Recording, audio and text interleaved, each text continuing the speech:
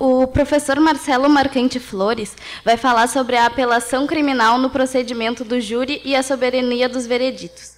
Ele é advogado criminalista, professor de Direito Penal e Processo Penal da Unicinos e da FESDEP-RS, mestre e especialista em Ciências Criminais pela PUC-RS, membro do Centro de Estudos OAB-RS e da CEDAP-OAB-RS. Passo de imediato a palavra ao professor Marcelo. Ah, tudo bem.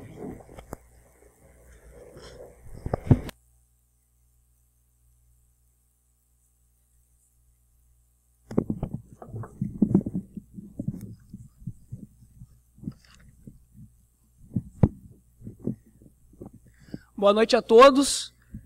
Inicialmente, gostaria de agradecer a oportunidade à Universidade Católica de Pelotas, a todos os professores aqui presentes, ao centro acadêmico, pela recepção calorosa e prestativa que nos foi dada, e agradecer as palavras do professor Daniel, cujo conhecimento tive hoje da pessoa, e já percebo que tem um afeto muito grande com os alunos, uma proximidade muito grande com todos, e é muito bem quisto, querido por todos os alunos aqui da universidade, então é uma grande satisfação fazer parte dessa mesa com o professor Daniel, sendo apresentado por ele, e aqui uma saudação especial. Gostaria de saudar o Bruno Rota Almeida, professor da Universidade Federal de Pelotas, meu colega de mestrado. É uma satisfação e uma grande felicidade reencontrar o amigo nessa oportunidade e espero encontrá-lo lá em Porto Alegre, palestrando junto, envolvendo-se com os eventos do IBRAP e também do Instituto Lea Pires. Saudar o professor Fabiano Clementel, também grande advogado, excelente, vocês vão ter uma palestra brilhante, eu aqui vou pontuar alguns tópicos que são totalmente superficiais em comparação com o que o professor Fabiano vai falar, é um brilhante advogado, vai trazer, com certeza, com muita propriedade as questões dos sistemas, e aqui a minha admiração pelo seu trabalho, professor Fabiano, passando direto. A saudação a todos os presentes, estudantes, amigos aqui presentes, recebam aqui a saudação. O meu tema inicial, senhores, é Tribunal do Júri, apelação criminal e soberania dos vereditos. O que tem sido falado a respeito e discutido nos tribunais, penso eu, que não tem chegado no ponto central da discussão em relação a isso. Porque são muitos processos de júri, eu posso usar como exemplo as varas do júri de Porto Alegre, que contam com 600, 700 processos cada uma delas, ou as varas do júri de São Leopoldo, de Viamão, que também contam, juntamente com as competências criminais de outros crimes, vamos dizer assim, que não têm a competência do Tribunal do Júri, aí vão a 1.600 processos, dentre eles 600 de júri. Então as coisas às vezes são julgadas, principalmente no âmbito do tribunal, a toque de caixa. E a questão da apelação, ela coloca em tensão, principalmente um grande princípio, que é a soberania dos vereditos, que diz respeito, sim, ao instituto que se coloca como, em tese, um instituto democrático em nosso processo penal. E para a gente compreender o processo penal, a prática do processo penal de uma forma crítica e refletir sobre ela, não há como, e não há como não se pensar a partir de reflexões teóricas. Eu sempre digo para os meus alunos o seguinte, muitas vezes vem aquela pergunta, tá, mas na prática assim funciona? Tá, mas isso é só teoria, eu quero saber como é que funciona na prática. Não há uma prática bem feita sem um suporte teórico adequado e com fundamento. E não há uma teoria que tenha alguma utilidade sem uma aproximação prática. Então não há como a gente pensar processo penal a partir de uma prática ou a partir de uma teoria. A gente tem que aproximar os dois e refletir sobre isso. E é a partir desse pressuposto que eu quero trazer o tema para vocês.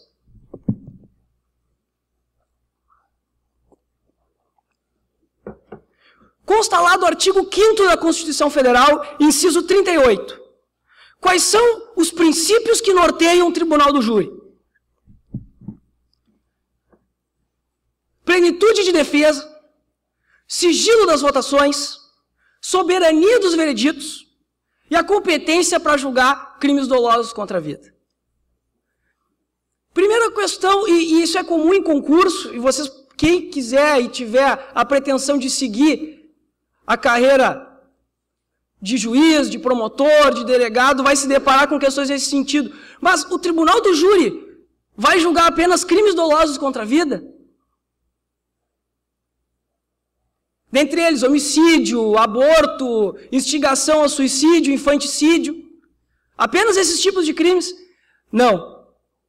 Existem os crimes conexos. Aqueles que estão em uma conexão probatória, instrumental, subjetiva, em termos de mesmo réu, ou uma conexão que vá puxar a competência do outro fato que não é homicídio para a vara do júri. E a soberania dos vereditos também vai se aplicar a esses outros crimes conexos. Eu vou fazer uma introdução rápida sobre o procedimento do júri, para que a gente consiga compreender e que vocês tenham uma dimensão da sequência do processo, para que consigam compreender a apelação criminal e aí a soberania dos vereditos e qual a atenção que aqui se coloca. Porque o tribunal do júri é um momento em que o jurado vai julgar pela íntima convicção, diferente do livre convencimento motivado. Qual é a diferença entre íntima convicção e livre convencimento motivado? O livre convencimento motivado é aquele fundamento legal que embasa o juiz, conforme o artigo 155, a decidir fundamentadamente com base nas provas produzidas sob o crivo do contraditório. O jurado vai decidir com base na íntima convicção dele, ele não vai fundamentar a decisão. Ele vai votar sim ou não ao quesito posto em votação, que é a pergunta que é feita lá na sala secreta, depois de toda a discussão feita em plenário do júri. Então tudo isso vai estar no entorno da discussão das questões com relação à apelação criminal. E daquilo que eu quero colocar para vocês como uma crítica. Porque eu vi muito poucos escritos sobre o que eu vou dizer aqui com relação a um dos requisitos, a uma dos cabimentos, uma das hipóteses de cabimento da apelação criminal no tribunal do júri. Então, o procedimento do júri ele tem duas fases. A judicium accusationis, que vai até a pronúncia, e a judicium causae, que ocorre no procedimento em plenário, onde há também instrução, interrogatório, produção de prova documental, de acordo com os ditames do CPP, de acordo com o rito do Código de Processo Penal. Ao final da primeira fase, onde ocorre também uma instrução na forma do procedimento ordinário, ou seja, o Ministério Público oferece denúncia, a denúncia é recebida, o réu é citado, oferece sua resposta à acusação, o Ministério Público se manifesta, ocorre uma audiência de instrução e julgamento, onde são ouvidas testemunhas de acusação, testemunhas de defesa, se faz esclarecimento de perito, acariações, enfim, tudo aquilo que for necessário para, enfim, o interrogatório, debates orais, o juiz vai dar uma sentença. E aqui começa o primeiro ponto que vocês têm que ter em mente, para a gente chegar lá no final, e guardem isso com vocês. O que é a sentença de pronúncia? A sentença de pronúncia é aquela decisão que vai admitir a acusação. Ela vai dizer, existe prova da materialidade, ou seja, prova da existência do fato criminoso, e indícios suficientes de autoria. Dentre eles, crimes comuns que estão conexos ao homicídio. Então vem a sentença de pronúncia e diz, há essa prova da materialidade e há indícios suficientes de autoria, então deve ser o réu, pelo princípio da soberania dos vereditos, ser submetido a julgamento pelo júri. Porque o júri é soberano e a decisão dele, assim, deve ser tida. Outras possibilidades nesse momento seriam a de impronúncia, onde não restou comprovada a existência do crime e não há indícios suficientes de autoria. Nesse caso, o processo ele é arquivado, caso o Ministério Público deixe transitar em julgado a decisão, e pode-se haver, caso de surgirem novas provas, uma reabertura do processo, o que se discute e pode se colocar em termos de coisa julgada, e seria um objeto de discussão bastante interessante. Outra possibilidade é a absolvição sumária. Conforme o 415 do CPP, ela vai se dar quando? Ou se provou a inexistência do fato. Então, não existem elementos mínimos, não existem provas mínimas a levar o réu a júri. Por quê? Porque está provado que o fato não existiu. Exemplo de tentativa branca. Tentativa de homicídio branco é aquela em que o sujeito tem o dolo de agir contra o desafeto, mas não corre nenhuma lesão, diferente da tentativa cruenta, onde há a lesão. Segundo, estar provado, e aqui cabalmente provado, que o réu não foi autor ou partícipe do fato. Então também não há necessidade de submeter ele, porque não há uma prova mínima que se faça admitir a acusação. Num terceiro momento, se restou comprovado que aquele fato não constitui uma infração penal. Então o juiz também não pode mandar o julgamento do júri. Ele não admite a acusação nesse momento e a absolve sumariamente. E num quarto requisito legal, se foi comprovada uma causa de isenção de pena ou exclusão do crime. Dentre essas causas de isenção de pena, que a gente pode chamar de causas excludentes de culpabilidade também, existe uma observação, que é a questão da inimputabilidade. A inimputabilidade, ela somente pode ser reconhecida nesta fase processual, na sentença que se diz, entre aspas, de pronúncia, mas que pode ser uma sentença de absolvição sumária ou uma sentença de impronúncia, se for a única tese arguida pela defesa. Ou seja, se a defesa pede durante o processo instauração de um incidente de insanidade, a psicóloga faz o laudo, atesta que a ré não era capaz de compreender o caráter ilícito do fato e tampouco de se autodeterminar conforme essa compreensão, atestando a sua inimputabilidade, e essa for a única tese defensiva, o juiz deve absolver sumariamente nessa fase do processo e o processo não vai a júri. Se não for a única tese, deve o juiz mandar a júri, pelo princípio da soberania dos vereditos. Por quê? Porque o inimputável pode agir em legítima defesa. O inimputável pode agir em estado de necessidade. O inimputável pode ser absolvido pelo conselho de sentença por uma causa excludente da ilicitude, por exemplo. Se não for a única tese defensiva. Porque o júri é soberano para decidir sobre isso. Mas o júri vai votar apenas o sim e o não no quesito. E o juiz que vai aplicar a sanção. Então, antes, a sentença de pronúncia e essa possibilidade de impronúncia ou absolvição sumária vão fazer uma espécie de filtro para que fatos em que não haja uma prova mínima sejam submetidos ao julgamento pelo júri. E uma terceira possibilidade é, por exemplo, do caso do crime ser culposo, ou ser demonstrado durante a instrução que o crime ocorreu de forma culposa. Então o juiz deve desclassificar e declinar a competência para o juízo competente assim o julgar.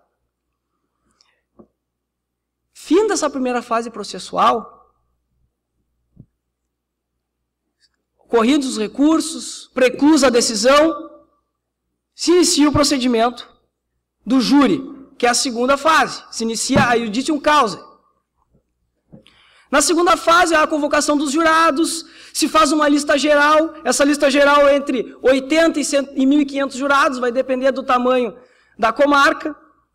Dentre dessa lista geral, são sorteados 25. Os 25 são intimados por oficial de justiça em sua casa, recebem a intimação e devem comparecer ao plenário, em número de mínimo 15 para que se possa instaurar a sessão. 15 por quê? Porque existem as recusas imotivadas. Tanto defesa quanto acusação podem ter 3 recusas dos jurados imotivadas. Se faz o sorteio dos nomes, se apresenta para a defesa, se apresenta para a acusação, e a acusação, sem qualquer motivo, ou a defesa, sem qualquer motivo, pode dizer: não concordo, não quero esse jurado no conselho de sentença. Formado o conselho de sentença, inicia-se o julgamento. Antes de se começarem os debates, tem a instrução do processo.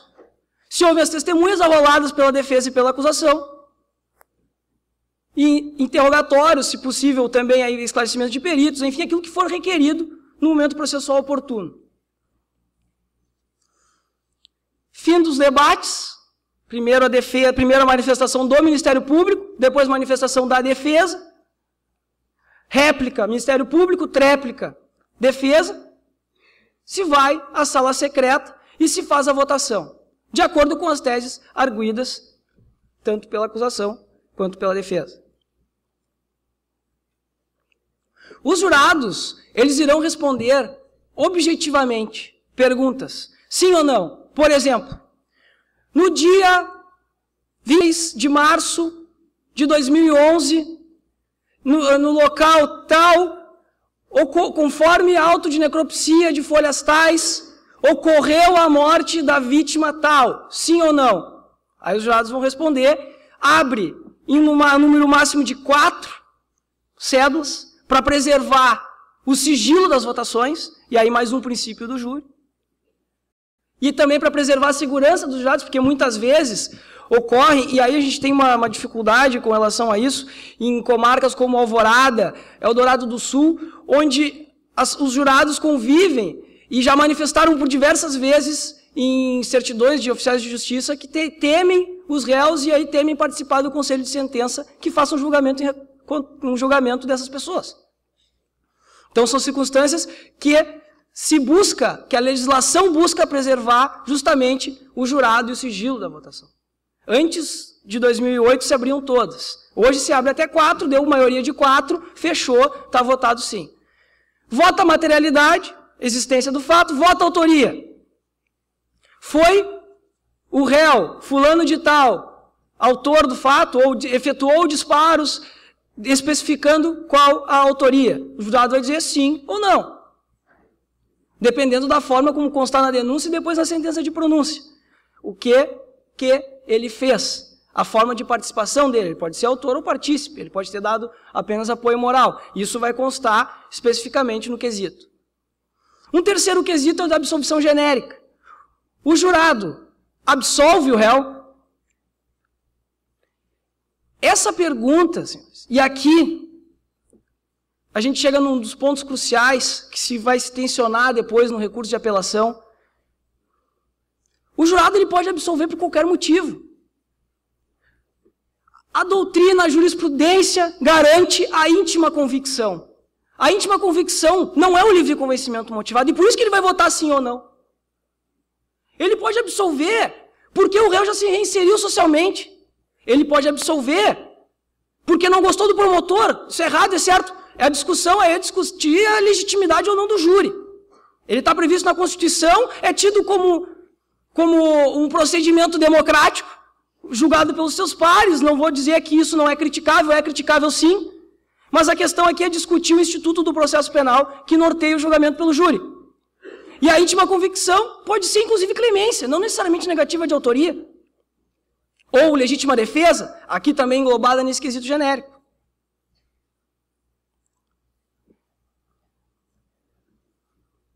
Votado o quesito genérico, caso seja condenado o réu, votam-se as qualificadoras e depois as causas de diminuição de pena. Os crimes conexos também são votados. Cada crime, caso de um ou 2 homicídios, se faz uma série por crime para cada réu. Então, faz uma série, homicídio, fato 1, homicídio, fato 2, vamos supor tráfico de drogas, tráfico de entorpecentes, fato 3, faz uma série para cada réu. Se forem 2 réus, faz uma série para cada fato e para cada réu. Então, às vezes, é 2 horas votando quesito em julgamento quando tem mais de 2 crimes. O caso do Farenzena, por exemplo. O Farenzena, o do São Paulo, lá do Eloá, o caso Eloá. Houve uma série de crimes que a sentença de pronúncia, que deveria se fazer um filtro de admissão daquilo que deveria ser submetido ao julgamento do plenário, não fez, houve uma acumulação de crimes e a pena ficou exorbitante. Eu fico imaginando quanto tempo eles não ficaram votando quesito pela quantidade de fatos que foi imputado.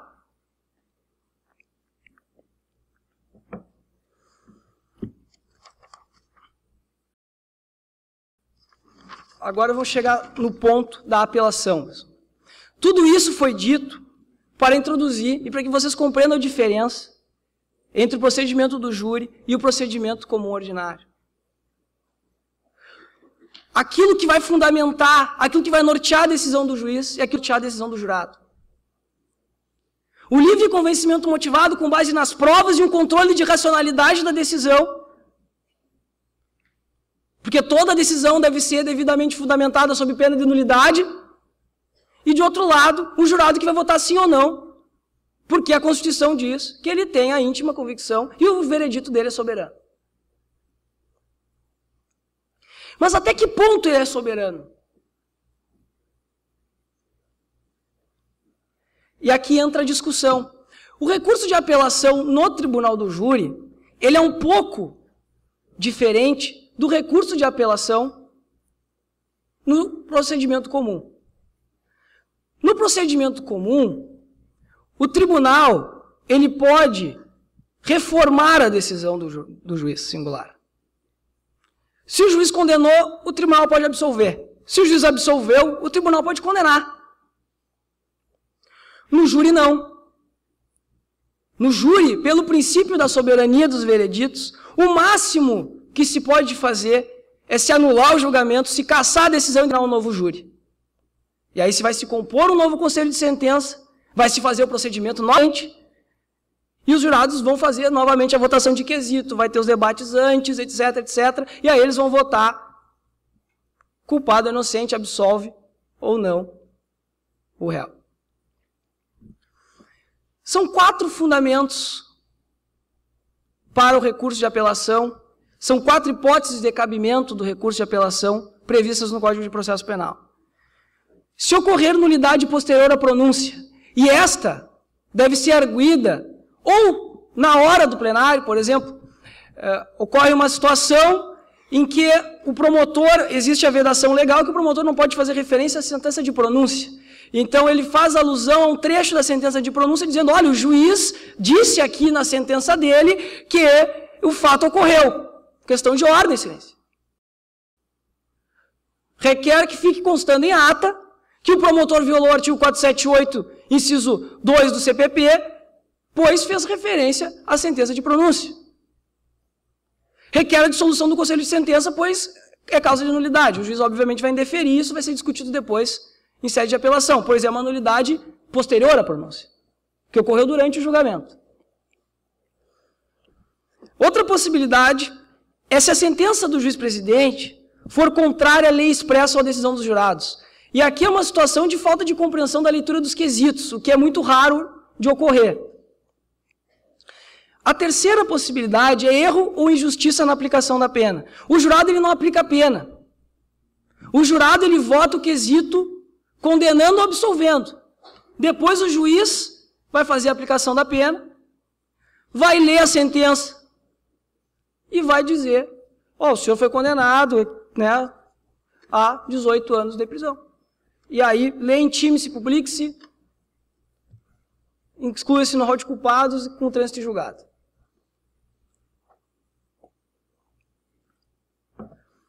E existe uma quarta hipótese. Uma quarta hipótese. Que é quando a decisão dos jurados for manifestamente, e aqui se começa uma discussão, manifestamente contrária à prova dos autos. Hoje a gente vive uma situação complicada no direito.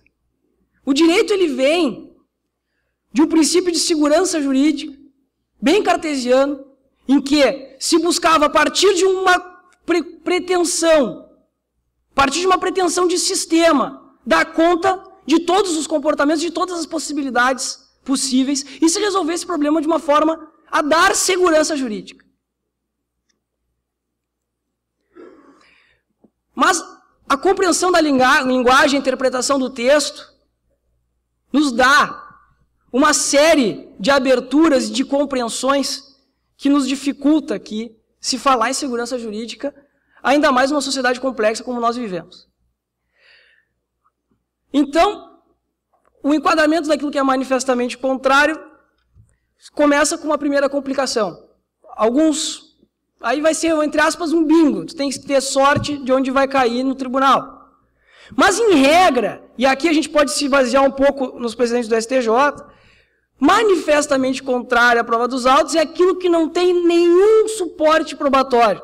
Não há uma linha mínima de prova dentro do processo. Ou seja, aquilo que não pode se falar nos autos.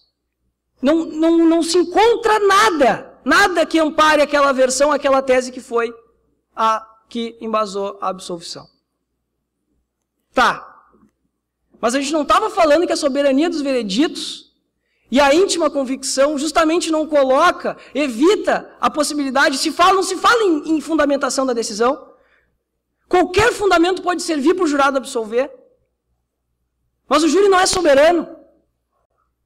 E o tribunal, se verificar que a decisão do jurado é manifestamente contrária, ou seja, não há nenhum suporte probatório mínimo à prova dos autos, pode cassar a decisão e mandar um novo julgamento. Esse fundamento de apelação, conforme a legislação processual penal, só pode ser objeto de impugnação uma vez. Caso o julgamento for anulado na primeira, não pode ser anulado novamente pelo mesmo fundamento. Não pode ser rediscutido o mesmo fundamento em sede de apelação. Mas observem, e aqui vai a crítica. Ou optamos pelo júri e dizemos o júri possui sim a íntima convicção, porque se discutir questão de nulidade, aí o tribunal interfere.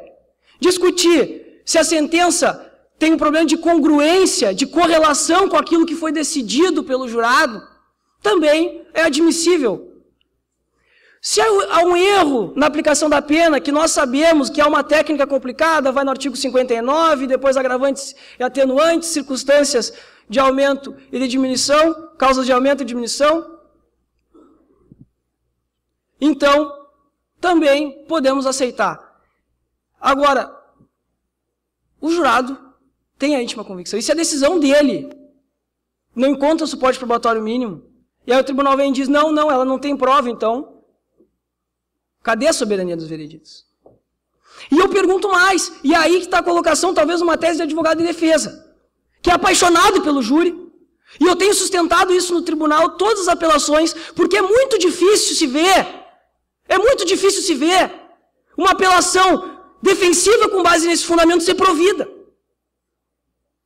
E por isso que a gente pega todo o procedimento e está aqui justificado o motivo pelo qual eu fiz a revisão do procedimento e dos princípios, porque a sentença de pronúncia, ela é um filtro para colocar e evitar que o julgamento pelo júri, cercado de incertezas, de sentimentos, e o júri muitas vezes tem decisões muito mais justas que de muitos juízes togados, e por isso que eu ainda defendo o júri, embora muito criticável em relação, vamos dizer que é pares, e hoje não tem como sustentar que os jurados julgam seus pares. Diante do perfil da criminalidade que nós temos hoje, não há como se falar. 98% dos processos de júri envolve tráfico de drogas, então é uma situação que são duas sociedades, a sociedade das não pessoas e das pessoas. Então, não há pares, mas enfim, ainda assim é uma manifestação mais democrática. E ainda assim, a gente verifica decisões muito mais justas do que de juízes togados. E esse recurso com base na linha D do 593, inciso 3, quando a decisão for manifestamente contrária à prova dos autos, ele não serve para a defesa. E por que não serve para a defesa? Porque se há um suporte probatório mínimo para mandar o réu a júri, se há justa causa, vamos colocar um termo de admissão de acusação, se há justa causa, se há prova da materialidade de indícios suficientes de autoria, então há um suporte probatório mínimo, conforme o entendimento dos precedentes jurisprudenciais. Então, se há um suporte probatório mínimo, como a defesa vai recorrer se ele já foi pronunciado? E por isso também que não verificamos recursos defensivos, ou é muito raro o recurso defensivo ser provido, com base nesse fundamento. se foi provido, há um problema lá na sentença de pronúncia, que determinou o julgamento pelo júri sem o suporte probatório mínimo.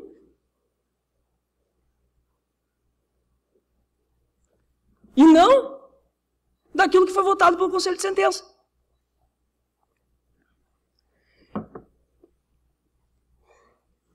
Dificilmente eu vejo na doutrina se discutir esse tema, a constitucionalidade ou a inconstitucionalidade da linha D, do 593, inciso 3, do CPP. Isso acaba passando batido em uma série de apelações e recursos, porque eu citei 600 processos na vara do júri de Porto Alegre, a primeira, mais 700 na segunda, 600 processos de júri na primeira vara de São Leopoldo, mais 400 e poucos em Novo Hamburgo. E são exemplos de que eu tenho conhecimento aqui. E isso vai passando sem uma reflexão maior acerca do tema. Se a decisão for cassada no tribunal, a gente tem que, em recurso defensivo, a gente tem que rever a sentença de pronúncia. E eu coloco aqui esse ponto para refletir, e é uma preocupação minha, porque muitas vezes a estigmatização, já participei de processos, nós lá do Instituto Lia Pires, e eu fiquei numa apelação que eu acabei sustentando no tribunal, foi um dos primeiros júris que eu fiz em Porto Alegre, a gente foi nomeado pelo juiz às vésperas do plenário. O processo ele tinha 8 volumes, e os réus realmente tinham antecedentes, isso não tinha como negar, e era uma situação que envolvia uma série de quadrilhas. Conversando com eles falaram o seguinte: tchê, e eram irmãos Charles e Charles. E os dois processos se misturaram na instrução, então a gente não sabia. E um deles foi realmente morto e eles foram condenados para aquele homicídio. E a gente estava fazendo o júri do segundo. Mas o que tinha no processo? Eram 8 volumes de apenso, retratando toda a guerra de tráfico, e um volume de prova do fato em si. E para convencer, e aquele fato não ocorreu. A 200 metros de uma delegacia, os policiais não ouviram disparos, numa vila não havia nenhum comentário em relação àquilo. E a vítima foi lá e mentiu. Mentiu descaradamente, por exemplo. No primeiro momento, só para dar um retrato do processo. Eu corri para a casa da minha mãe. E onde é que é a casa da sua mãe? Eu pedi para ela desenhar um croquis. A vítima desenhou um croquis e colocou a seta, a casa da minha mãe, para a direita. Aí, num segundo momento, disse que correu para a casa da tia. Para onde é que é a casa da tia? Correu para a esquerda. Então, a situação da contradição do depoimento da vítima era enorme. Até porque eles tomaram, e era uma circunstância que estava comprovada, nos autos, tomaram a boca a partir da prisão dos desafetos. Então, foi uma situação que se colocou nesse ponto. E o plenário, para convencer, porque o fato realmente não ocorreu, eu estava convencido disso, e por isso que fui sustentar sem receber honorários, uma questão de justiça, por senso de justiça. Para convencer o jurado, foi até às 5 da manhã, o júri foi extremamente longo, desgastante, e foi votado 4-3, o fato não ocorreu. E o Ministério Público apelou. Quando eu estava fazendo as contrarrazões, me surgiu esse tema. Mas só um pouquinho. E se fosse o contrário, eles foram pronunciados, aqui está dizendo, mas a gente tem um suporte probatório para sustentar a tese. E aí surgiu a vontade de sustentar esse processo e a vontade de refletir sobre esse tema, e eu não encontrei doutrina, não encontrei jurisprudência que trata da inconstitucionalidade ou da constitucionalidade do 593, inciso D. Eu penso que aqui ou se reflete a partir desse tema, se reflete sobre a constitucionalidade desse tema, ou se questiona o próprio júri em si. Se questiona o próprio júri em si. Porque tu estabelecer, a partir de um recurso, um filtro que não tem serventia para a defesa, caso o processo seja conduzido de forma regular, é uma situação problemática no nosso ordenamento, pensando no Estado democrático de direito e a garantia dos direitos individuais que devem estar norteando o nosso processo penal. Então, é essa minha breve fala, colocando um ponto bem prático em relação ao tribunal do júri, em relação à apelação criminal, para que a gente reflita e para que os julgamentos não passem da prática, da forma prática de baixar as pilhas processuais e não rever a situação e pensamos a pensar com um pouquinho de teoria as nossas decisões, sejam de juízes singulares, tribunais, e que a nossa advocacia também reflita a partir dessa aproximação teoria e prática, que eu acho que é fundamental para o desenvolvimento do nosso conhecimento jurídico. E também para que possamos dar conta daquilo que a sociedade quer de nós, juristas, advogados, juízes, promotores. Obrigado pela atenção de todos. Devolvo a palavra à mesa.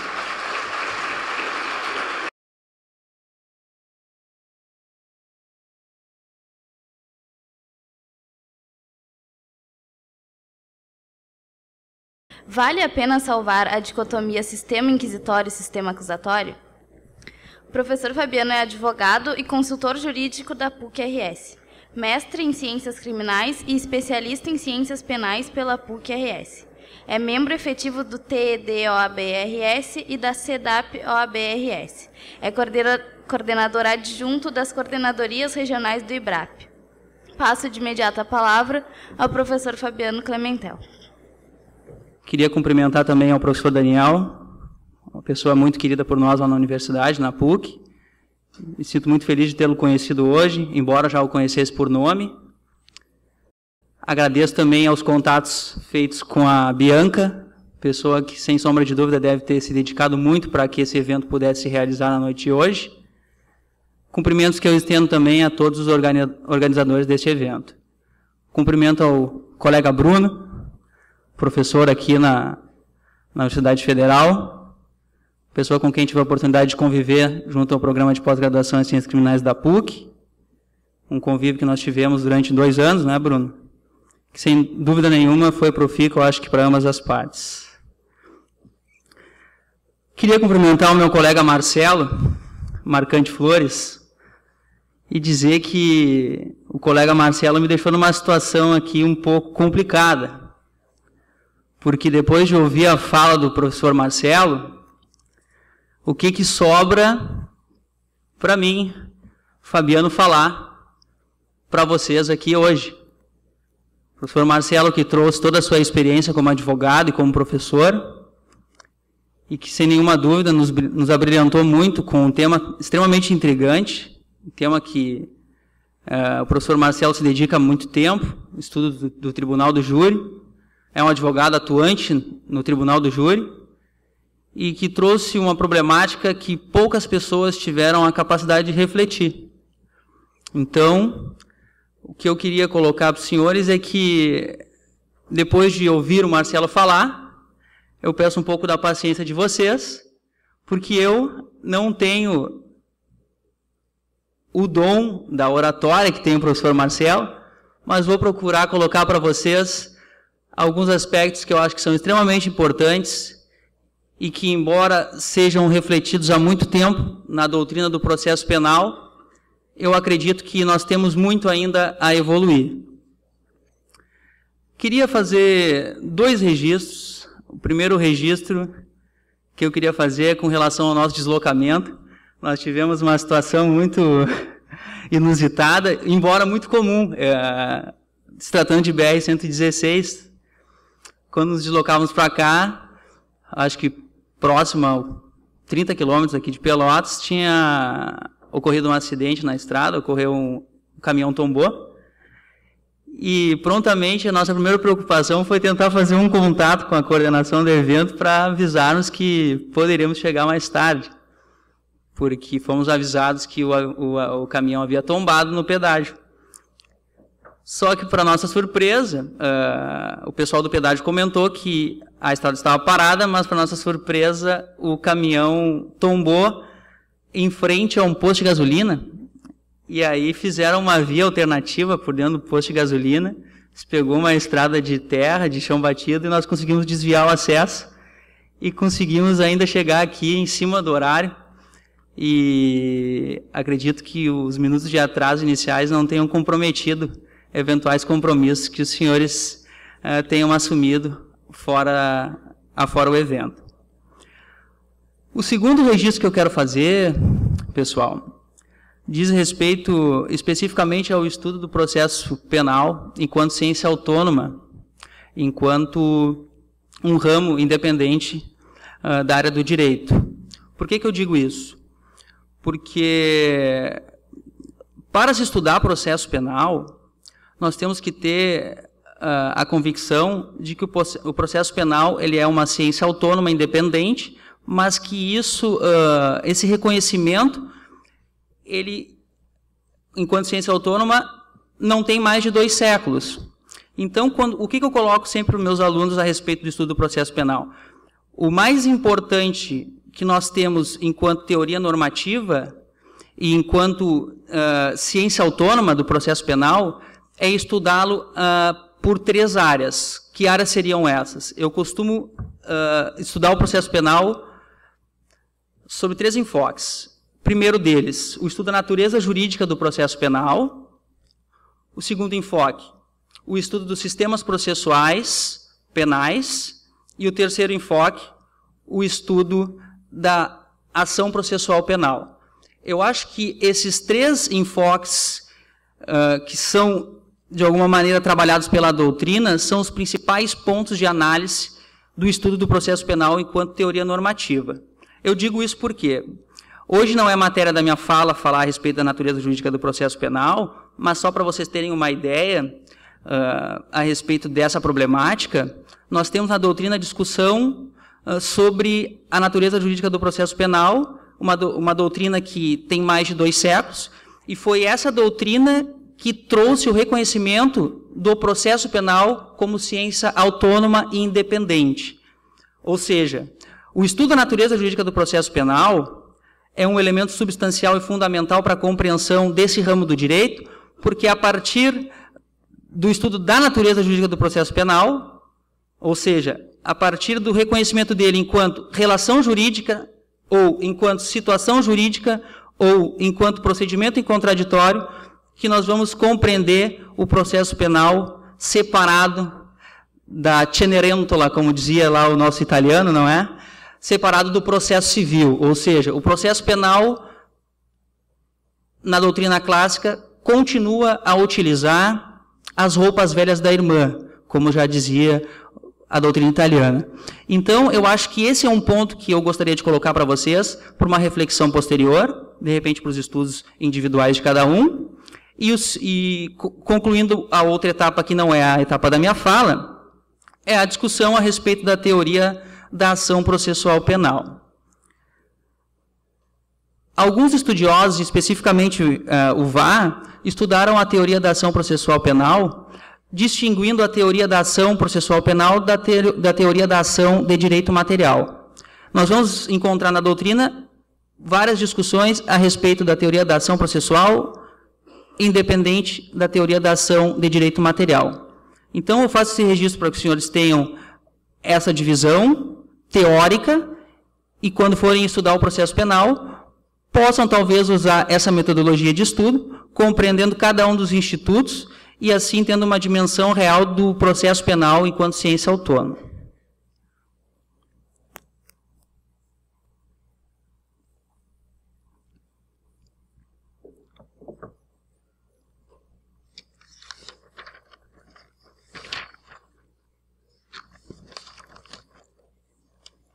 Bom, pessoal, o tema escolhido por mim na noite de hoje, vale a pena salvar a dicotomia sistema inquisitório e sistema acusatório, ele tem uma proposta que é a revisita à classificação clássica que nós temos dos sistemas processuais penais. Vocês devem ter estudado na disciplina de processo penal que nós temos classicamente uma divisão dos sistemas processuais penais em 3 categorias, não é? A primeira delas é a categoria do sistema inquisitório, a segunda a categoria do sistema acusatório e a terceira é a categoria do sistema misto. Isso é o que a doutrina sedimentou enquanto concepção científica do que seria sistema processual penal. O sistema inquisitório, pessoal, vocês devem ter esse registro bem presente, ele tarda da época clássica e depois ele é retomado na época medieval. Eu não vou perder o tempo aqui, meu e de vocês, discutindo a respeito de uma teoria clássica que foi sedimentada por um senso comum teórico, do que seria princípio ou sistema inquisitório, sistema acusatório e sistema misto. A minha proposta é apenas dizer para vocês que nós temos uma clação que afere um enfoque genérico para a teoria dos sistemas, dizendo que o sistema inquisitório é aquele sistema que se assemelha mais a um Estado totalitário. A segunda categoria genérica define que o sistema acusatório é aquele sistema que se aproxima mais a um Estado democrático de direito. E a terceira categoria, que é a categoria do sistema misto, foi criada com o Código Napoleônico, no ano de 1808, onde se pretendeu fazer uma junção desses dois sistemas processuais penais.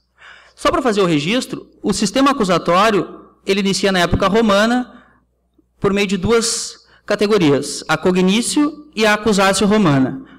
A primeira delas, a cognitio, partia do pressuposto de que o magistrado poderia, sim, produzir uma prova na primeira fase do procedimento, para ter elementos necessários para que se pudesse formular uma acusação, e na segunda fase do procedimento se oportunizaria ao acusado o seu direito de fazer a contraprova. Esse aspecto histórico é importante registrar, apenas para que vocês tenham a dimensão de como que essas categorias foram se estruturando e se evoluindo, se transformando no decorrer do desenvolvimento teórico da ciência jurídica.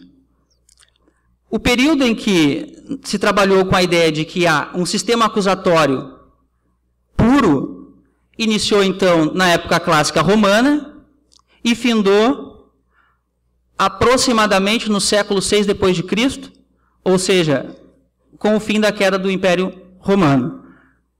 O instituto que iniciou uma nova forma de implementação de um procedimento para aplicação do direito material, do direito penal da época, ou seja, uma alteração a uma realidade até então em vigor na época clássica, foi o Instituto da Cognitio Extra Ordinem. Era um sistema onde os cônsules da época romana tinham poderes de investigar, tinham poderes de produzir prova e tinham poderes de encaminhar essa prova para o magistrado. O magistrado recebia essa prova, poderia, com base nessa prova, ele mesmo formular uma denúncia, caso o acusador não a formulasse, e a partir daí se iniciaria o processo criminal. Esse instituto jurídico, a Cognitio Extra Ordinem, ela inicia uma nova era na época pós-clássica. Com o início da Idade Média, se cria a necessidade de se instalar um novo instituto, até mesmo em função dos reflexos que nós tivemos com a queda do Império Romano. O que eu quero dizer com isso? Quando o Império Romano começou a ruir, seja por uma série de circunstâncias voltadas para o desmembramento da sociedade e a ausência de um poder centralizado em virtude da expansão do Império, o que também fez com que, sob o ponto de vista econômico, se tivesse uma série de comprometimento dentro das próprias relações que se mantinham, sob o ponto de vista social, econômico e jurídico, se passou a adotar um novo sistema, o sistema que se denominou posteriormente sistema inquisitório. Essa parte histórica é importante só para vocês entenderem como que nós vamos trabalhar com isso depois, e para registrar e para ter presente por que nós temos influências ideológicas que tardam de uma época quase que 2000 anos atrás. Por quê? Com o início da Idade Média, nós vamos ter uma alteração na forma de encarar e de ver o mundo. O que eu quero dizer com isso? Tem um autor chamado Luiz Dumont que vai trabalhar com a ideia de que nós, na época medieval, nós enquanto sociedade, tínhamos uma visão modificada da realidade, porque se chegou numa crise econômica, social e axiológica que se comprometia todas as certezas até então em vigor. Então, a partir desse momento, se passou a ter uma nova visão de realidade. O ser humano passou a fazer o quê? A se projetar para Deus, e a sua busca passou a ser a redenção divina, ou seja, plantar aqui para colher no céu. Era essa a projeção. E essas influências, eu diria, ideológicas, elas vão, de alguma maneira, influenciar todos os procedimentos judiciais. Até então, desenvolvidos naquele contexto, sem contar as relações socioeconômicas, como as relações de suzerania e vassalagem que nós vamos ter no período medieval. Então, pessoal, fazendo esse registro, o que eu quero dizer? Eu quero dizer que a ciência jurídica, especialmente o direito processual penal, até então não reconhecido como ciência autônoma, ele não se desenvolveu de forma estanque. Nós podemos perceber, ainda nos dias de hoje, uma série de fenômenos sociais que ocorrem no nosso dia a dia que não são alcançados pela normatização. Ou seja, a normatização ela vem sempre depois. Primeiro se tem o fenômeno, depois tem a normatização. E é assim que se trabalha com direito. Infelizmente é assim. E essa, então, é a finalidade de nós, operadores do direito, trabalharmos com essa realidade. A adequação de uma norma que foi gerada num contexto histórico completamente diferente do que se vive e a adequação dessa norma a essa nova realidade. Então, isso aconteceu tanto no período clássico quanto no período medieval. Essas influências religiosas, essas influências econômicas, essas influências sociológicas fizeram com que se refletisse num novo procedimento. Passando pela Revolução Francesa, nós vamos ter, posteriormente a ela, a edição do Código de Brumário de 1808, que é o Código Napoleônico. O Código Napoleônico vai pela primeira vez, ideologicamente, trazer uma nova proposta, uma proposta de um novo instrumento de aplicação do direito penal, um sistema que foi denominado posteriormente inquisitivo reformado, ou mesmo o sistema que se convencionou como sistema misto. O que seria o sistema misto, pessoal? O sistema misto seria, em resumo, a junção de elementos do sistema inquisitório com o sistema acusatório. Então, nós vamos ter, nessa classificação clássica, uma distinção, por exemplo, para eu poder entrar no ponto que vale a pena. Sistema inquisitório, nós vamos ter ausência de contraditório, ausência de ampla defesa, procedimento secreto, procedimento sigiloso, o réu, esse é o ponto que distingue um sistema do outro, o réu não como sujeito de direitos, mas sim como mero objeto do processo, e é em função dessa categoria, é em função desse desreconhecimento do acusado, que a confissão era, então, a rainha das provas. Isso a gente tem bem presente, porque basta olhar, assistir o filme O Nome da Rosa, que se tem uma noção do que era um processo inquisitivo, né? E a partir dessa realidade, dessa transmudação de realidade, nós vamos passar por um novo momento. Por quê? Porque com a Revolução Francesa e com a ascensão de Napoleão ao poder, era necessário se estabelecer um novo instrumento, um instrumento jurídico, que pudesse aplicar o direito penal com respeito a garantias individuais e com respeito a liberdades e direitos individuais. Ou seja, o que se pregava na Revolução Francesa? Liberdade, igualdade e fraternidade. Então, para isso era necessário que tivesse um instrumento de processo penal que fizesse com que se respeitasse esses direitos e essas garantias individuais. Então, assim que se criou o sistema misto, com essa finalidade. Então, só fazendo um paralelo para contextualizar o desenvolvimento teórico e histórico desses sistemas, nós vamos ter, por exemplo, no sistema inquisitório, as três funções, acusar, julgar e se defender, se concentravam na mesma pessoa. Fazendo um paralelo. No sistema acusatório, nós vamos ter, teoricamente, a distinção entre as atividades de acusar e julgar. Aqui entra uma expressão bem reconhecida no meio processual penal, actum trio personarum, ou seja, o processo penal é um ato de três personagens, juiz, autor e réu. E nós vamos ter no sistema misto uma imbricação desses dois modelos. Uma fase preliminar, onde a investigação ela é levada, em regra, pela polícia, mas sob a supervisão de um magistrado. E uma fase judicial, onde aquela prova produzida na investigação é levada para o bojo do processo, e a partir do momento em que se inicia o processo, o acusado passa a ter, então, o direito de fazer a sua defesa. Essa é uma das características principais desses três modelos teóricos de sistemas processuais penais. Como eu disse para vocês, a forma secreta, o sigilo e a forma escrita são características do sistema inquisitivo.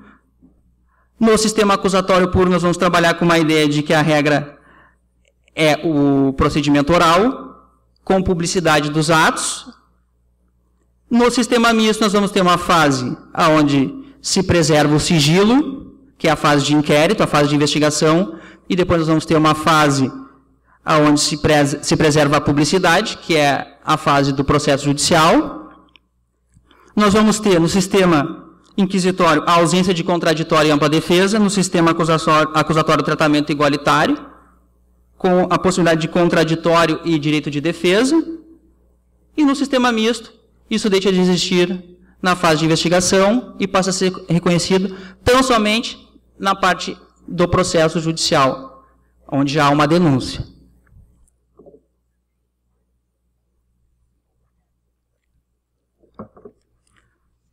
Bueno, pessoal, feita essa pequena distinção teórica a respeito dos institutos, o que importa para nós aqui? O que importa entender sistema processual penal, para que ele serve, qual a finalidade, como que nós utilizamos isso na prática?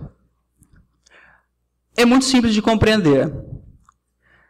Cordeiro dizia que se nós trabalharmos hoje com a ideia de um sistema misto, nós vamos trabalhar com uma falácia.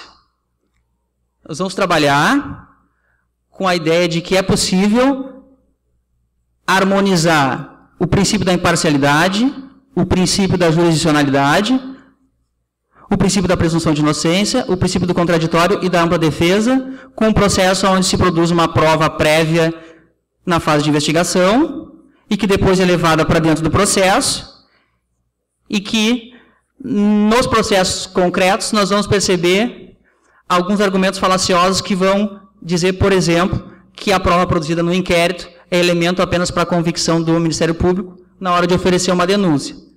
Mas, no momento em que se prolata uma sentença, essa prova já está dentro do processo e, portanto, por essa razão, ela é utilizada, sim, muitas das vezes como elemento de convicção do magistrado e, muitas das vezes, como um elemento que fundamenta uma decisão judicial. Claro que não exclusivamente a prova produzida no inquérito, porque, via de regra, ela deve ser refeita, salvo quando não quando irrepetível, no momento em que se instaura o processo judicial após a denúncia, a fase judicial. A minha proposta, pessoal, é não trabalhar mais com essas categorias, porque a partir do momento em que se tem um Estado desenvolvido como é o Estado brasileiro, no momento de ascensão política, social e econômica, e a partir do momento em que se editou uma nova Constituição, no ano de 1988, onde se reconhece o princípio da oficialidade como um princípio supremo do processo penal, e onde se tem o reconhecimento de atribuição e competência exclusiva às polícias judiciárias para investigar, eu acho que nós não temos mais nenhuma razão para trabalhar com essas categorias. Até mesmo porque a doutrina, por exemplo, Aragonés Alonso, o autor espanhol, afirma que essas categorias são modelística abstrata, ou seja, são tipos históricos que foram criados apenas para o desenvolvimento da ciência do processo penal e que hoje, portanto, não teriam mais nenhuma adequação à nossa realidade prática. Então, a proposta que eu faço, quando estudo os sistemas processuais penais e quando faço essa revisita aos sistemas processuais penais, é trabalhar com eles a partir de uma realidade comparativa. Por quê? Porque nós percebemos hoje, nas decisões judiciais, que se utiliza muito o argumento de que no nosso processo penal vigora o princípio acusatório. E a exemplo disso, nós temos a Lei 9099/95, que traz instrumentos como a guilty plea, a possibilidade de se fazer acordos, ou a plea bargaining, a possibilidade de transacionar com o Ministério Público, que são instrumentos exclusivamente característicos de modelos anglo-saxões, modelos onde se tem uma ideia de um processo que tem uma finalidade completamente distinta da nossa. O que eu quero dizer? O processo no modelo anglo-americano, ele sofre reflexos da ideologia do modelo anglo-americano. E qual é a ideologia do modelo anglo-americano? É uma ideologia eminentemente liberal. Então, nós vamos ter um processo que se diz e que se desenvolveu com essa característica, um processo acusatório. Por quê? Porque no processo americano ou no processo da Grã-Bretanha, da Inglaterra, cabe às partes, sim, produzirem a prova e levarem a prova ao juízo. É no modelo anglo-americano que nós vamos ter o que se chama de sistema acusatório puro, porque é no modelo anglo-americano que surge a ideia de que o processo criminal é um processo de disputa entre as partes. Agora, os modelos ocidentais de influência romano-germânica, ainda que se tivesse no princípio, lá no momento onde ele se desenvolveu, o princípio acusatório, lá na época romana clássica, a ideia de que o processo era um processo inter partes, aonde o juiz era apenas um mero espectador, ainda que se trabalhe com essa concepção, nós vamos notar que no nosso país, na nossa realidade ocidental, esse sistema acusatório, pautado no princípio acusatório, que é uma coisa completamente distinta, fundado no modelo anglo-americano, não é um princípio que se adequa à nossa realidade. Por quê? Porque a nossa realidade não é uma realidade que foi consolidada numa perspectiva liberal. O nosso modelo é um modelo, sim, de intervenção do Estado, especialmente nessas duas áreas, do direito penal e do processo penal. Então, qual a categoria que eu trago? Eu trago a categoria que foi trabalhada por um autor chamado Miran Damask, que é dividir o processo penal e estudar o procedimento judicial, não apenas o procedimento do processo penal, sobre 3 enfoques, ou 3 critérios, se preferirem. É o critério da organização do Estado, que se refere aos atributos dos funcionários, às suas relações e à maneira como são tomadas as decisões dentro dessa estrutura. Se nós estudarmos o processo judicial separado de uma teoria de Estado, nós não temos como compreender a que se destina um processo judicial. Então, para que nós possamos compreender um processo judicial, não apenas um processo criminal, é necessário se entender como que se estabelecem as relações entre as partes e entre os funcionários do Estado, quais são os atributos desses funcionários, ou seja, como é o juiz aqui no Brasil, qual é o juiz, que juiz é esse juiz americano, como que ele é escolhido, ele faz concurso, ou ele é escolhido por alguém da população, ele é escolhido pelo prefeito, como é que funciona isso? Essas relações que são mantidas entre a estrutura do Poder Judiciário e como são tomadas essas decisões judiciais são elementos fundamentais para nós compreendermos que tipo de processo penal nós queremos, que tipo de processo judicial nós queremos trabalhar. Então, se nós pegarmos o modelo americano, por exemplo, nós vamos ver que no modelo americano nós vamos ter juízes leigos. Nós vamos ter juízes que não fazem concurso, por exemplo. Nós vamos ter um promotor que é escolhido pelo prefeito, por exemplo, por eleição, por exemplo. Nós temos, então, categorias completamente diferentes da nossa categoria aqui no Brasil e que estruturam seus processos a partir de relações completamente diferentes das nossas. Ou seja, se nós temos aqui uma estrutura de Estado, aí eu parto para uma outra categoria que o Damask trabalha, que é a própria categoria do Estado. Hierarquia ou horizontalidade. Numa estrutura hierárquica, nós podemos compreender como que as decisões são tomadas. Por que nós temos o duplo grau de jurisdição aqui? Por que nós reconhecemos ele como uma garantia? E por que em modelos anglo-americanos não? Porque, por exemplo, nós vamos trabalhar com um modelo de no adversary aqui no Brasil e por que lá é um modelo de disputa, para se compreender essas categorias só entendendo como o Estado se organiza. Essa reflexão que eu trago para vocês também.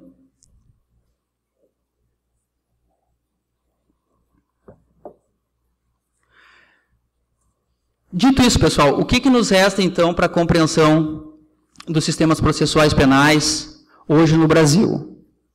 Estudá-los pelas categorias clássicas, dizendo que nós temos um modelo acusatório, como vem o PLS 156 agora nos trazer essa possibilidade de reconhecimento previsto na própria Constituição, ou compreendê-lo como um modelo de investigação oficial, que é reconhecido pela Constituição, pelo seu artigo 144, pelo seu artigo 129, ou, então, reconhecer que o nosso sistema é um sistema que tem, sim, fundamento no modelo anglo-americano. Ao meu ver, não. Ao meu ver, eu continuo defendendo isso. Eu acho que o nosso sistema, ele é um sistema que preza, sim, pelo princípio da oficialidade, e por esse motivo, eu acho que a nossa legislação processual penal, ela deve ser norteada sempre em torno do princípio da jurisdicionalidade, da oficialidade, do princípio da teoria da ação e também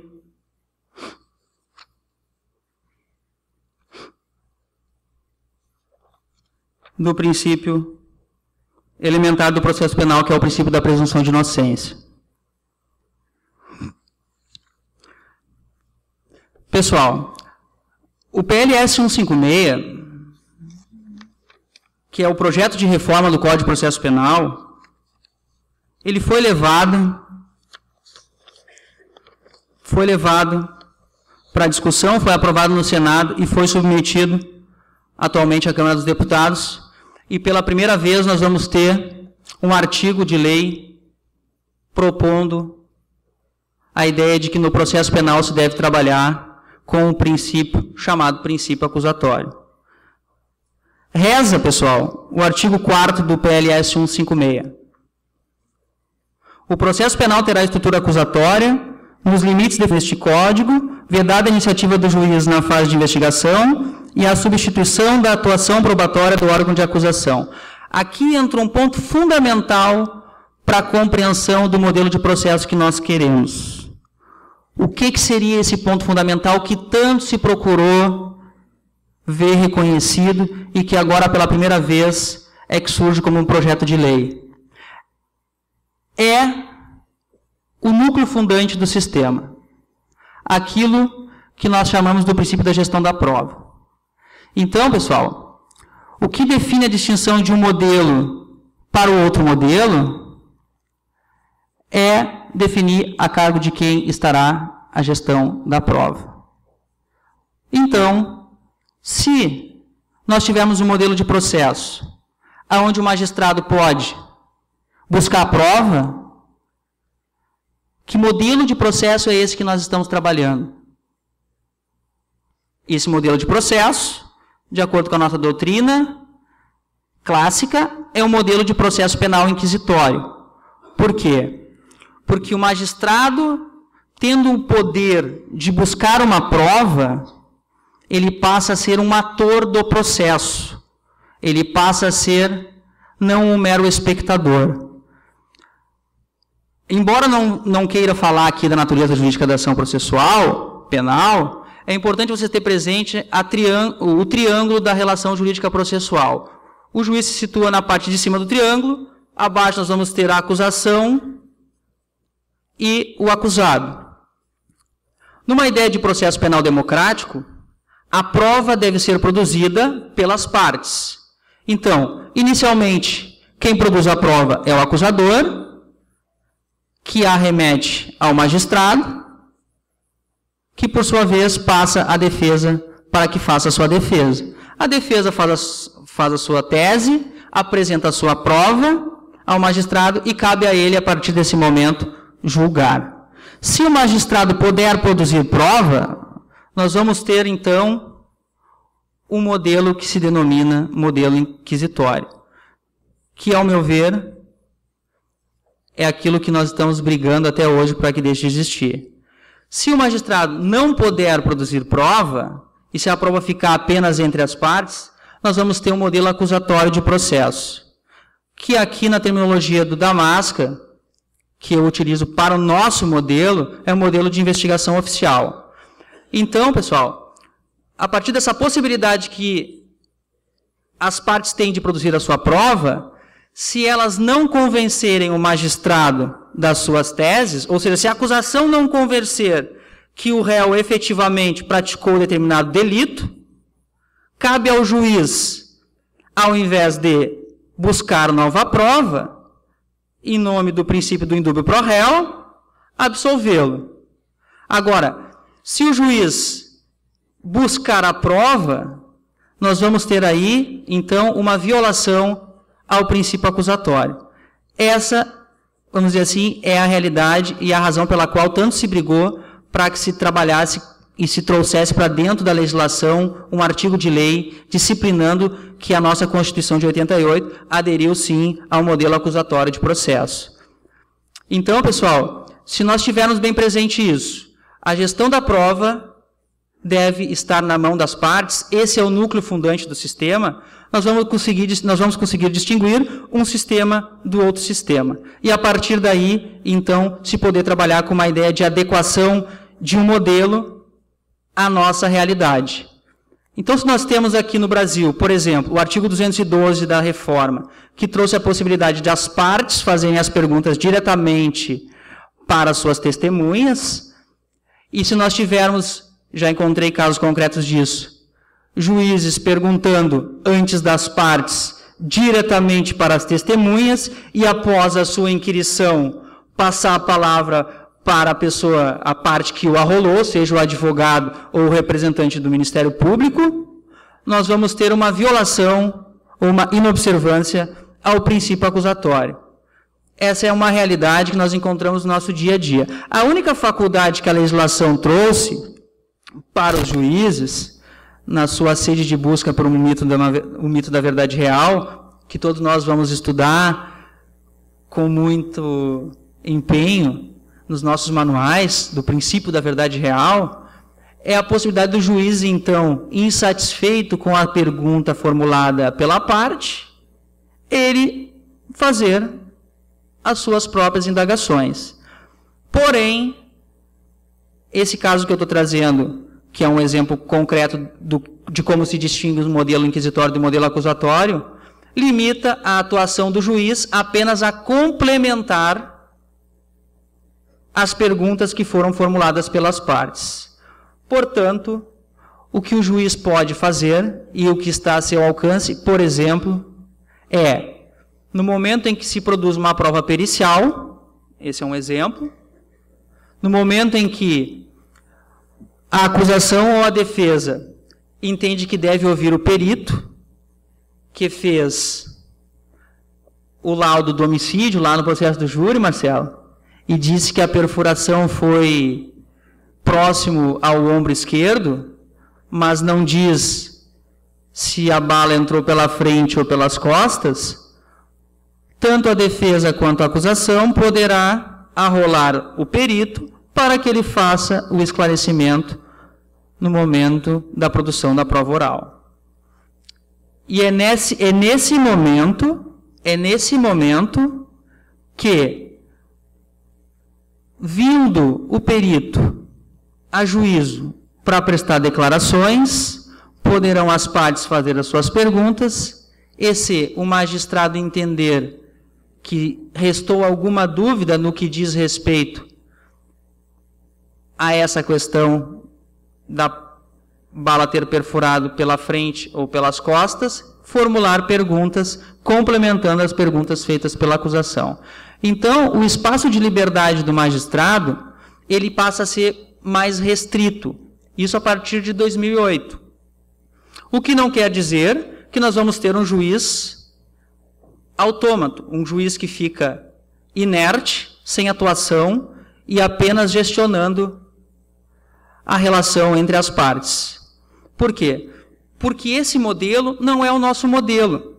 Esse modelo é o modelo de justiça americana, onde as partes disputam entre si, onde as partes produzem a sua própria prova e onde as partes levam a sua própria prova para dentro do processo judicial. No nosso modelo, pessoal, nós temos inclusive, institutos, e nós temos, inclusive, órgãos especializados que auxiliam a produção da prova nos processos criminais. Nós temos no Estado do Rio Grande do Sul, por exemplo, o Instituto Geral de Perícias, que produz as provas periciais. Nós temos a possibilidade da parte que está sendo acusada constituir um perito particular para que faça uma contraprova a respeito disso. Agora, toda essa prova, pessoal, ela é levada para dentro do processo. E essa prova, que tem essa característica de oficialidade, porque é produzida por um órgão estatal, ela é uma prova que se diferencia em muito daquela prova produzida pelo modelo americano, o modelo anglo-americano, que é aquela prova onde as próprias partes vão despender, por exemplo, de recursos para produzir a prova e para convencer na sua própria tese. Então, esse modelo, que é o modelo que nós trabalhamos, ele é um modelo que ainda se tem a ideia de que é o melhor modelo, é um modelo acusatório, mas eu acredito que, em função da pecha que se tem, assim como a pecha do garantismo, né, que dizem que quem é garantista é quem solta vagabundo, né, essa é a pecha que os garantistas têm, assim como a pecha do garantismo, a pecha do princípio acusatório só vai cair, infelizmente, quando nós alterarmos a categoria. E não é só uma mudança de nome, é uma nova abordagem científica que nós vamos dar para o estudo de um sistema processual penal. O que é um sistema processual penal, em síntese?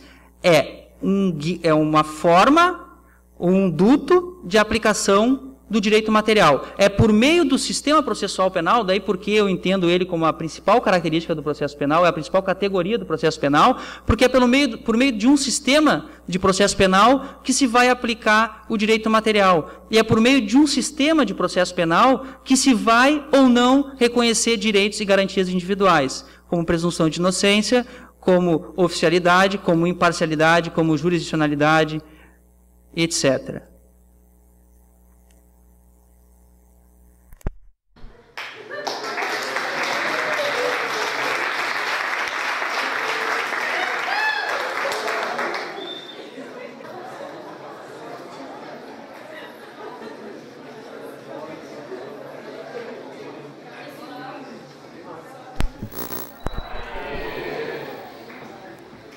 Alô? Ei. Pô, pessoal, agora que eu estava gostando aqui, daí me empolgar agora, vamos dizer assim, sem a luz é mais fácil falar, né? Principalmente para quem tem relativa timidez, como eu. Mas, enfim, o que eu quero concluir para vocês, pessoal, e aqui a gente já encaminha isso, sei que estão todos cansados e ansiosos para ir para suas casas, é passar para vocês que chegou o momento, eu trouxe um pendrive que eu queria mostrar para vocês o comprometimento que o juiz criminal deve ter com... Essa é a ideia. Por que se briga tanto, e nós lá do Instituto Brasileiro de Direito Processual Penal defendemos tanto a ideia de que é necessário sim se trabalhar com o modelo acusatório de processo, não com o princípio acusatório enquanto um princípio do processo penal, porque nós percebemos que na teoria do processo penal nós temos uma série de princípios, e aí tem um professor lá na PUC que diz que se tudo é princípio, nada é princípio, professor Auri. Então, a ideia é que se trabalhe apenas com um princípio do processo penal. Qual o princípio do processo penal? Que, ao meu ver, é o princípio mais importante. É o princípio acusatório, não o sistema acusatório. O sistema é o modelo pelo qual nós vamos aplicar a legislação material. O princípio acusatório é o princípio pelo qual se coloca o magistrado numa posição equidistante das partes, ou seja, tercetar, como diz a doutrina italiana. O magistrado é um mero espectador daquela relação interpartes, entre promotor e entre a defesa, ou entre acusador e entre acusado, e a sua função nessa relação jurídica, a sua função dentro desse processo criminal é tão somente ser um garante das liberdades públicas. Essa é a função do juiz criminal. Não sair em busca de prova, não sair em busca de uma verdade real, como se costuma dizer, até mesmo porque, primeiro, nós temos que definir o que é verdade e, segundo, definir o que é real, e até mesmo porque a busca de uma verdade real pressupõe a necessidade da reconstituição de um fato passado, que por ser fato passado é um fato histórico, E por ser um fato histórico, nós jamais vamos chegar à possibilidade de concluir que aquele fato realmente ocorreu daquela forma, a não ser que nós tivéssemos vivenciado aquele fato. Então, o juiz tem que ter a consciência de que a sua função no processo penal é uma função de garante das liberdades públicas. Essa função é uma função constitucional, está prevista no artigo 92, 93 da Constituição. E o juiz deve prezar pelo quê no processo penal? Deve prezar pela preservação dos direitos e garantias individuais do acusado, que é o débil nessa relação.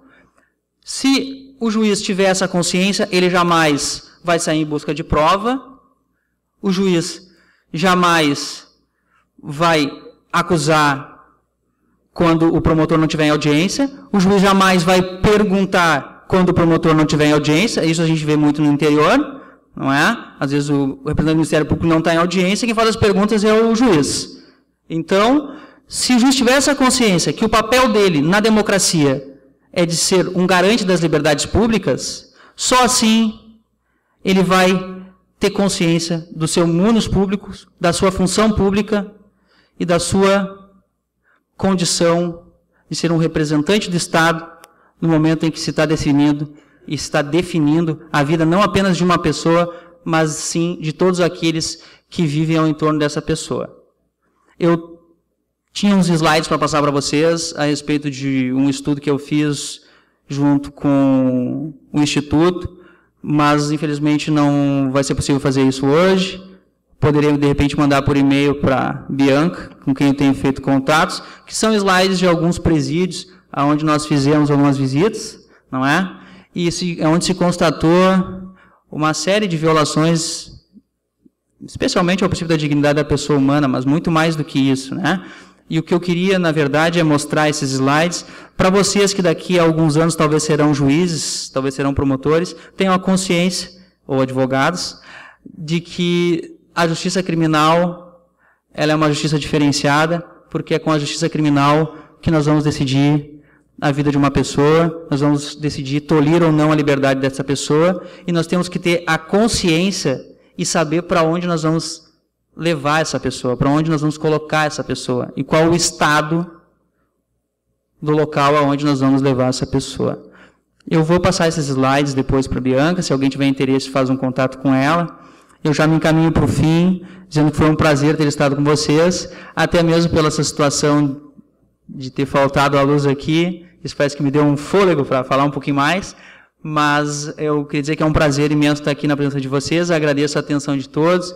Chegando aqui, vendo esse auditório lotado, isso dá mais ânimo para que a gente possa continuar fazendo o nosso trabalho, concomitante com a advocacia, que é o desenvolvimento e o estudo teórico do processo penal. Muito obrigado a todos, uma boa noite. Agradeço a presença de todos.